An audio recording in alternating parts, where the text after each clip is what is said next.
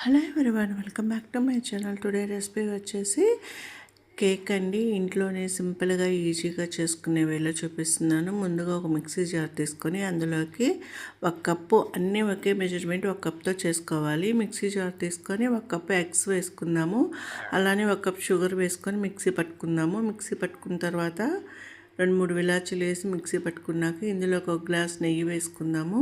అలానే 1 గ్లాస్ గోధుమ పిండి వేసుకున్నాక మరలా బాగా మిక్సీ పట్టుకొని క్రీమీ టెక్స్చర్ వచ్చేలాగా బాగా మిక్సీ పట్టాలి. మీరు హ్యాండ్తోనైనా చేసుకోవచ్చు, లేదా మిక్సీతోనైనా చేసుకోవచ్చు. ఇప్పుడు ఇందులోనే 1 టేబుల్ స్పూన్ బేకింగ్ పౌడర్ వేసేసుకొని బాగా మిక్స్ చేసేసుకొని మనం కేక్ చేసుకునే టిన్కి నెయ్యి అప్లై చేసేసుకొని పైన గోధుమ పిండితో డస్టింగ్ చేసి పెట్టేసుకుందాము. ఇది బ్యాచిలర్స్ కూడా సింపుల్గా ఈజీగా చేసుకునే రెసిపీ అనమాట.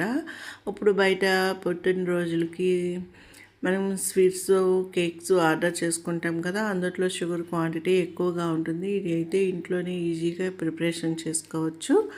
ఇప్పుడు నెయ్యి, గోధుమ పిండి డస్టింగ్ చేసిన తర్వాత మనం ముందుగా రెడీ చేసుకున్న కేక్ బ్యాటర్ని కేక్ మౌల్డ్లోకి వేసేసుకొని ఇప్పుడు ఒక ఇడ్లీ పాత్ర తీసుకొని అందులో ఒక స్టాండ్ పెట్టి వాటర్ వేసి మనం ముందుగా ప్రిపేర్ చేసుకున్న కేక్ బౌల్ని పెట్టేసుకొని మూత పెట్టేసి మీడియం ఫ్లేమ్లో 30 నుంచి 40 మినిట్స్ మీరు బ్రేక్ చేసుకున్నట్లయితే చాలా ఈజీగా వస్తుంది కేక్ అనేది. ఇప్పుడు 30 మినిట్స్ తర్వాత తీసి ఒక 10 నిమిషాలు చల్లారాక చుట్టూ ఎడ్జెస్ కట్ చేసుకొని ఇట్లా తీసుకొని ఒక ప్లేట్లోకి పెట్టేసుకొని కట్ చేసుకుంటే ఎంతో టేస్టీగా ఉండే కేక్ రెడీ అయిపోయింది. Like and share.